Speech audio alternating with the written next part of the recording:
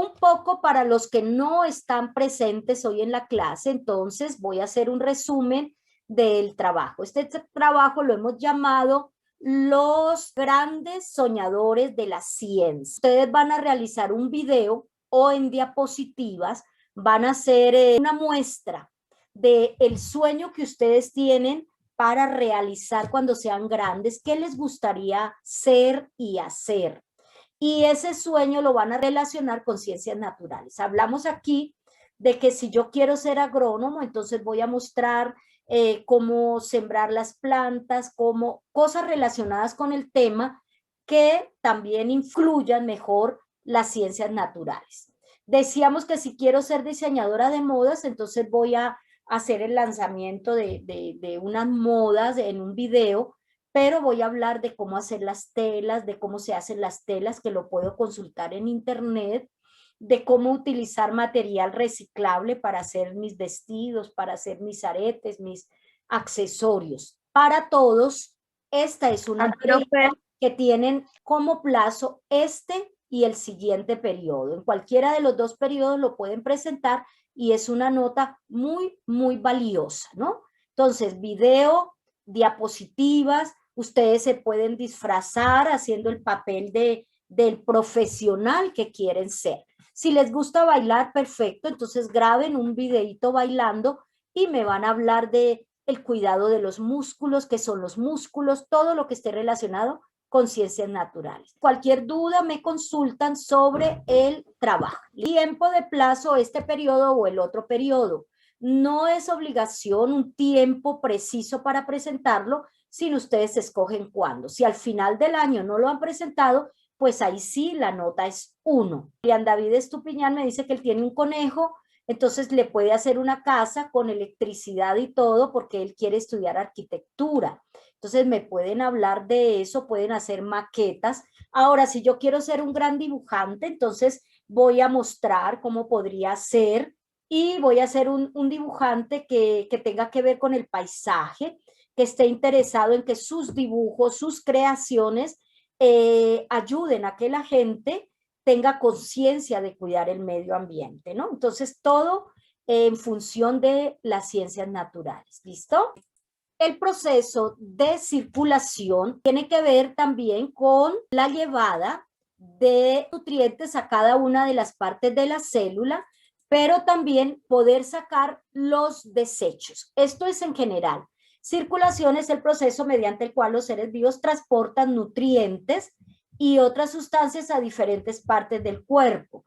Y además de sustancias de desecho a los lugares en los que deben ser eliminadas. Por ejemplo, en los mamíferos lo llevan hacia los riñones para ser eliminada por la orina. En organismos unicelulares, y no solo en organismos unicelulares, sino en cada una de las células de los organismos pluricelulares, ocurre también la circulación. Nosotros tenemos un sistema circulatorio, pero de igual manera, cada una de nuestras células realiza el transporte a través de la membrana celular. La sangre lleva los nutrientes hasta cada una de las células y allí la célula se encarga a través de la membrana celular de dejar entrar esas sustancias nutritivas y luego de llevarlas a cada uno de los organelos, a la mitocondria, al ribosoma, al aparato de Golgi. Bueno, pero ¿qué funciones tiene la circulación? La primera, la circulación garantiza el transporte de nutrientes y de oxígeno a los diferentes órganos y células del cuerpo a través de la sangre o de los líquidos circulantes como la hidrolinfa o la hemolinfa en algunos animales. Se transporta el oxígeno y los nutrientes para que los organismos puedan realizar todas las funciones y para que cada una de las células pueda realizar esa función. Esta es la más importante, ¿no? La segunda, mantiene la homeostasis interna. ¿Qué será la homeostasis? La homeostasis es el mantenimiento del equilibrio. Entonces, la circulación hace que podamos mantener el equilibrio interno, es decir, que tenga la cantidad de nutrientes que yo necesito, que tenga la cantidad de oxígeno y que pueda sacar los desechos y las cosas que ya no necesito. La circulación hace que el cuerpo pueda mantener ese equilibrio, o sea, esa homeostasis. La circulación tiene que ver con el equilibrio de nuestro cuerpo y el equilibrio de nuestro cuerpo es lo que significa tener salud. Cuando ese equilibrio se rompe, nosotros empezamos a tener dificultades con nuestra salud. Si hay muchísima agua, entonces nos vamos a inflamar, vamos a acumular líquidos. Si no tenemos la suficiente agua, vamos a estar deshidratados y a presentar unos síntomas. Si no tenemos ciertos elementos, hierro, calcio, potasio, entonces vamos a tener enfermedades. Y el sistema circulatorio trata de garantizar que tengamos las cosas que necesitamos, que depende de lo que comemos. 0. La circulación transporta sustancias de desecho resultantes del metabolismo de la célula para que puedan ser eliminadas. ¿Qué quiere decir esto? La circulación se encarga de sacar todo lo que sobra de los procesos que hace la célula. De la respiración saca el dióxido de carbono y el exceso de agua. De cuando se hace la digestión, entonces bota los residuos que ya no se requieren y los va transportando para ser eliminados. Una cuarta función es, en algunos organismos, permite la regulación de la temperatura y el pH. El pH es el potencial de hidrógeno y esto tiene que ver con que el medio en el que se encuentran las células sea ácido o sea básico o tenga un equilibrio. Ayuda a bajar la temperatura. Cuando está muy alta la temperatura de nuestro cuerpo, los vasos sanguíneos se dilatan, por eso cuando vamos a tierra caliente se nos ven las venas así brotadas, porque las venas y las arterias se dilatan para que la sangre pase rápidamente y pueda refrescar y bajar la temperatura. O cuando tenemos frío, las venas, las arterias se contraen, la sangre va pasando más lentamente para no gastar energía y no bajar más la temperatura. También hace que ese medio en el que están las células pues no sea ácido porque le va a hacer daño a las células, van a morir, sino que se mantenga básico. Entonces estas 4 funciones de la circulación son las que hacen que esa circulación sea una función vital, ¿cierto? Sin esa circulación no vamos a poder vivir.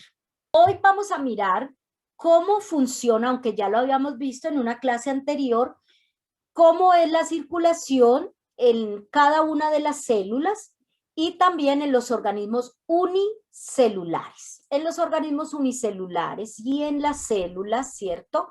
O en los organismos pluricelulares, sencillos también ocurre esto. Y en nosotros, porque hay una circulación por todo el cuerpo, pero cada una de nuestras células necesita tener ese intercambio de sustancias. ¿Cómo se hace ese intercambio? Ya sabemos que es a través de la membrana celular. Aquí tenemos la membrana celular. Esto amarillito es el citoplasma. Esto ya es dentro de la célula y esto es el medio extracelular. Esto aquí como rosadito. ¿Listo? Recordemos que la célula está formada por una capa de fosfolípidos, otra capa de fosfolípidos aquí, las proteínas, que son estas cositas azules, proteínas como en un sándwich, fosfolípidos a cada lado como los panes y en la mitad las proteínas. También tiene colesterol y tiene otras sustancias que la conforman. ¿Cómo entran las sustancias a través de la membrana o cómo salen a través de la membrana? Lo hacen por transporte pasivo o por transporte activo. ¿Quién recuerda que es transporte pasivo? Pasivo es cuando transportan las sustancias sin utilizar la energía. Muy bien, entonces, el transporte pasivo es el movimiento de sustancias a través de la membrana de la célula, bien sea de adentro hacia afuera o de afuera hacia adentro, sin gasto de energía. No hay gasto de energía porque el paso va de un lugar de mayor concentración, donde hay harto, a un lugar donde casi no hay. Entonces, la sustancia pasa fácilmente. ¿Cuáles son los casos de transporte pasivo o los tipos? El primero es la difusión simple, aquí la La vemos. difusión simple, la difusión facilitada y la ósmosis. Muy bien, entonces aquí tenemos difusión simple, difusión facilitada con la ayuda de una proteína y ósmosis. ¿Listo? Bueno, aquí la difusión facilitada es el movimiento de sustancias de una zona de concentración alta a una de menor concentración. Aquí hay harto, aquí hay poquito. Entonces la sustancia pasa por los poros de la membrana suavecito, sin ninguna ayuda, fácilmente. Por eso se llama difusión simple. De esta manera, un ejemplo es el intercambio de oxígeno y en la salida del dióxido de carbono. Es decir, que los gases, el oxígeno y el dióxido de carbono, entran y salen de la membrana de la célula, perdón, a través de la membrana celular por difusión simple. ¿Listo? Bueno, otra es la difusión facilitada. Tampoco hay gasto de energía. Es el transporte de sustancias con la ayuda de proteínas. Esas proteínas que son estas cositas verdes o estas cositas rojas, abren canales, abren túneles para que puedan entrar las sustancias. Entonces ellas abren un camino para que esas sustancias que están en mayor concentración afuera y en menor concentración adentro puedan pasar, ¿cierto? De esta manera entran, un ejemplo son los iones del sodio, Na, y los iones de potasio, la K, ¿cierto? El otro tipo pasivo es la ósmosis. La ósmosis es el paso del agua a través de la membrana celular. Va de un medio donde hay mucho a donde hay poco. ¿Listo? Entonces, estos son los tipos de transporte pasivo. Ahora vamos con transporte activo.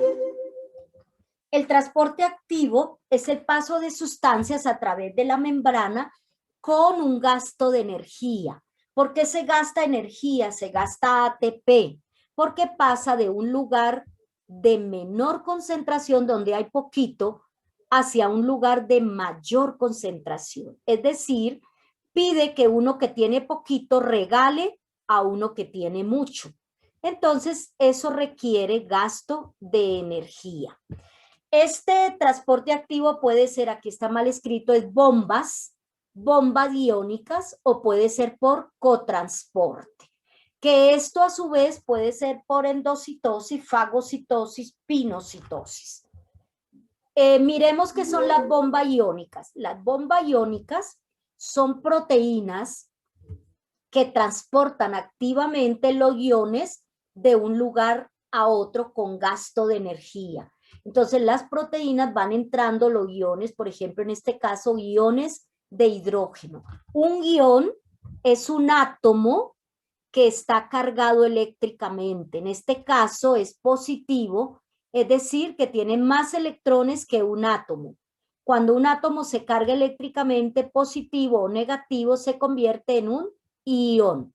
¿Listo? Entonces, de esta manera, por bombas iónicas, pasan los iones de hidrógeno y otros iones. El otro tipo es el cotransporte. Es el paso acoplado o unido de sustancias a través de la membrana celular. Entonces, hay sustancias que se pegan a las proteínas para que las proteínas las hagan entrar, ¿cierto? De esta manera pasan muchas sustancias a través de la membrana celular. Entonces vamos a recordarlo. Transporte pasivo no hay gasto de energía, transporte activo hay gasto de energía. Ejemplos: difusión simple, difusión facilitada, ósmosis. Ejemplos aquí, entonces oxígeno, gas carbónico, aquí potasio, sodio y aquí el agua.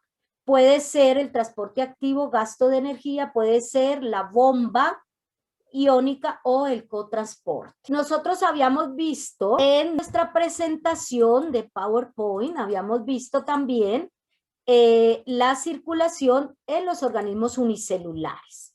Tenemos transporte activo, transporte pasivo, lo que vimos hoy, bomba iónica y cotransporte. Aquí están algunos ejemplos, ¿no?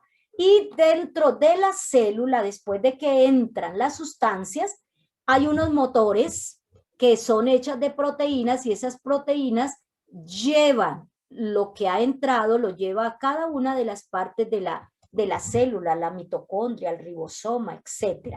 También están las vesículas de transporte, que son saquitos que llevan por dentro las sustancias que se requieren, ¿no? Entonces, por ejemplo, aquí ya entró una sustancia, esta vesícula lleva esa sustancia a donde se requiera, o esta, ¿no?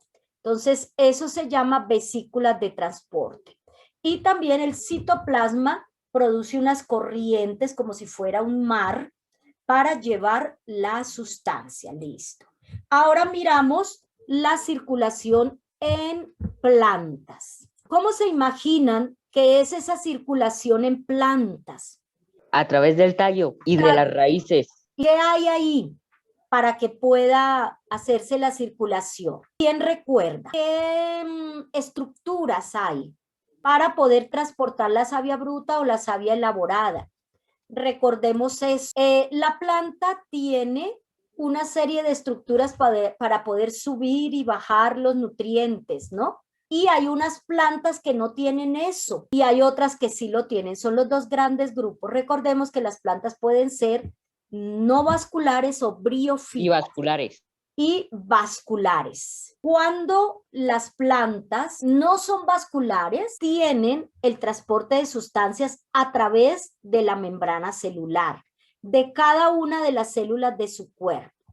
En las no vasculares están los musgos, las hepáticas. En la circulación vascular están las demás plantas que tienen floema y tienen xilema. Para realizar el proceso de fotosíntesis, las plantas toman agua y toman nutrientes disueltos en el suelo. ¿Cómo lo hacen? A través de las raíces. Eso es lo que se llama la savia bruta. Estos materiales, junto con el dióxido de carbono que entra por las hojas, se transforman para obtener el alimento de la planta, se transforman en savia elaborada.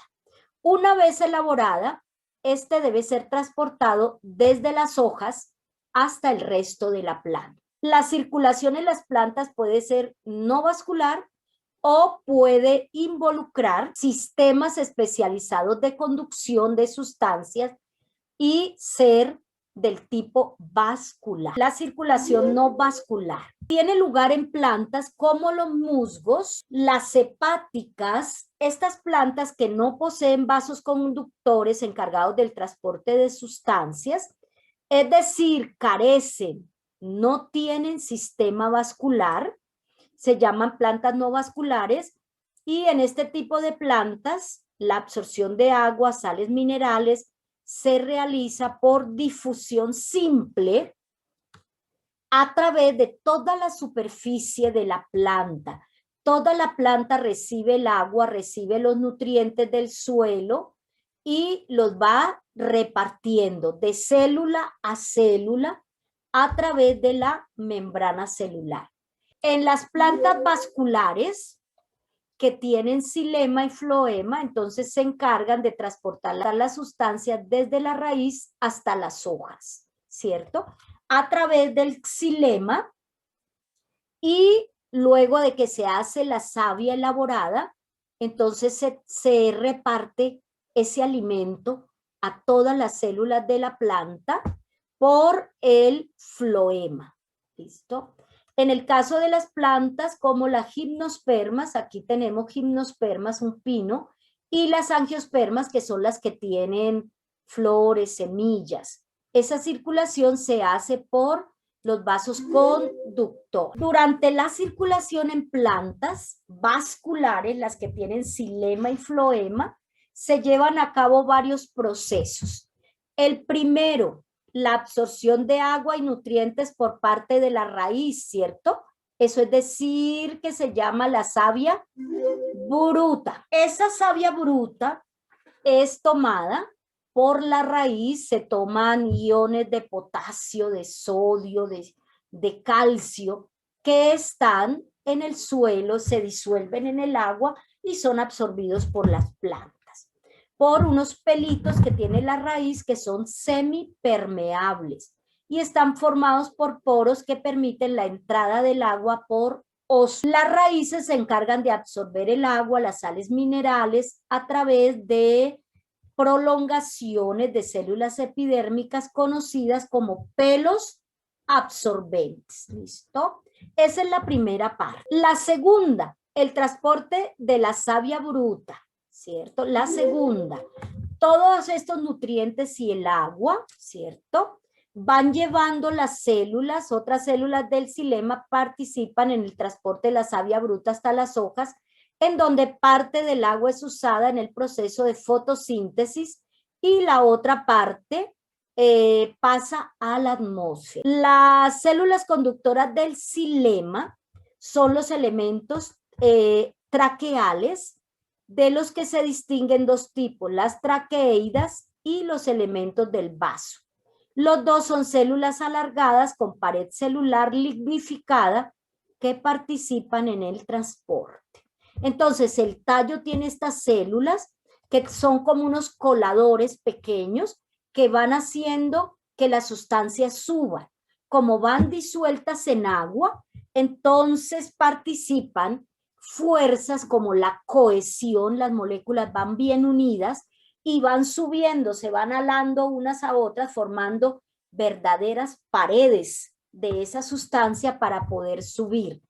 También está la presión y la absorción para que esto pueda subir, porque a veces la célula de estas paredes tienen que vencer la fuerza de gravedad que puede llegar a medir hasta 20 metros, un árbol puede tener 20 metros, y el alimento va desde la raíz hasta las hojas, 20, 50 metros, ¿no?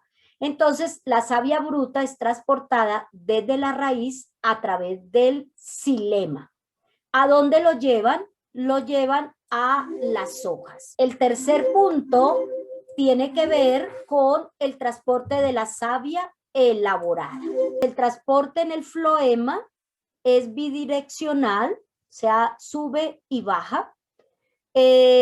A diferencia de lo que ocurre en el xilema, las células parenquimáticas se encargan del reparto horizontal de los nutrientes para que circule la savia ya elaborada. Entonces, el floema tiene que transportar esto de manera horizontal a todas las hojas y de manera hacia abajo y hacia arriba para que todos los lugares de la planta tengan alimento.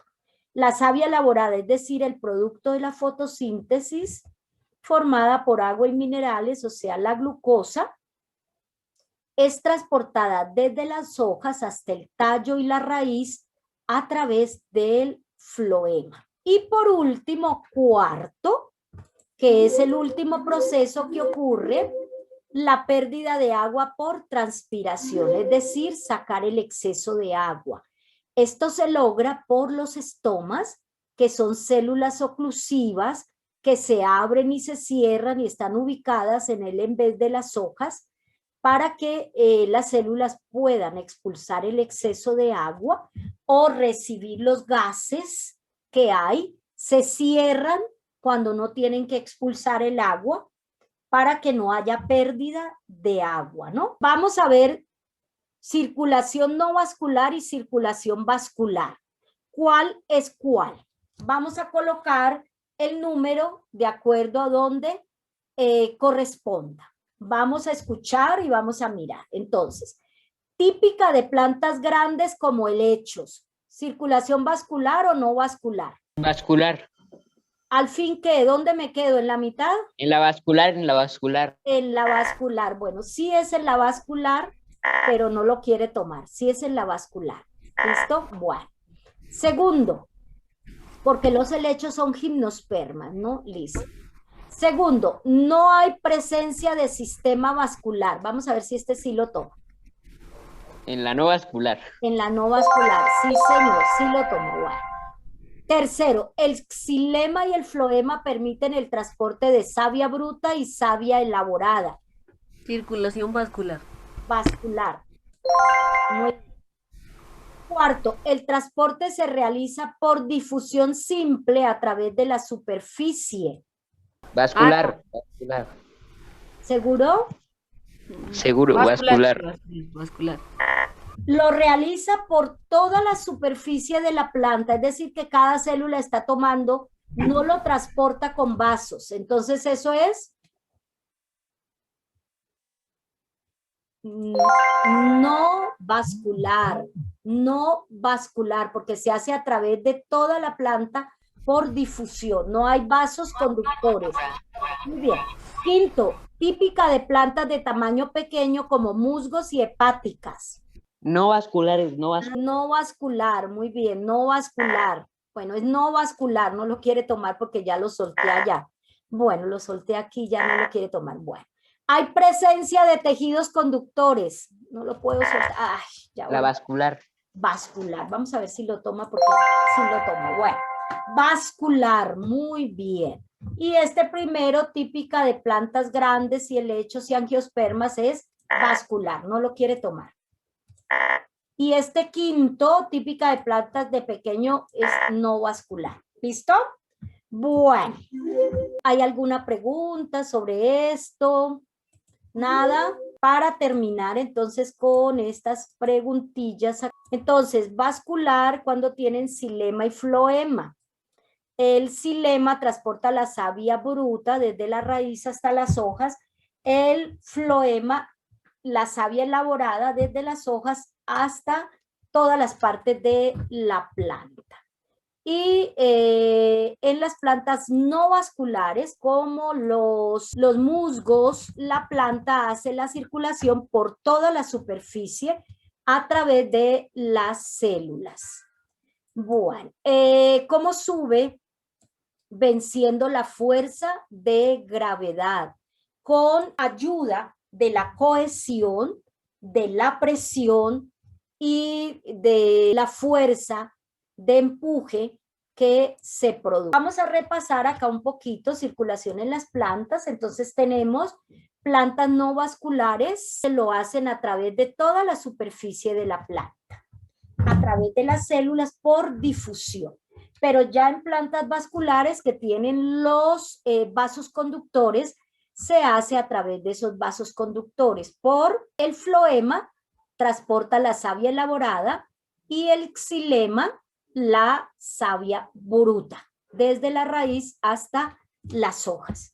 El floema está formado, los tubos cribosos o vasos liberianos son los que forman el floema. Son células vivas alargadas, aquí las tenemos, que forman placas cribosas como coladores que están perforadas por poritos, lo que permite que la circulación de la savia pase de una célula a otra.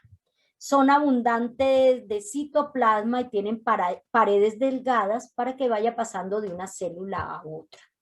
El xilema tiene vasos conductores que están hechos de lignina, son muy fuertes y tienen unas estructuras, estas estructuras grandes que se llaman las traqueidas. Se transporta gracias a la fuerza de tensión, de cohesión, porque las moléculas se unen formando verdaderas paredes que ayudan a que la sustancia vaya subiendo. También ocurre aquí la transpiración. La planta va sacando el exceso de agua. La transpiración se hace por los estomas, aquí están, y sacar el exceso de agua y cerrar los poros ya cuando no quieren botar más agua.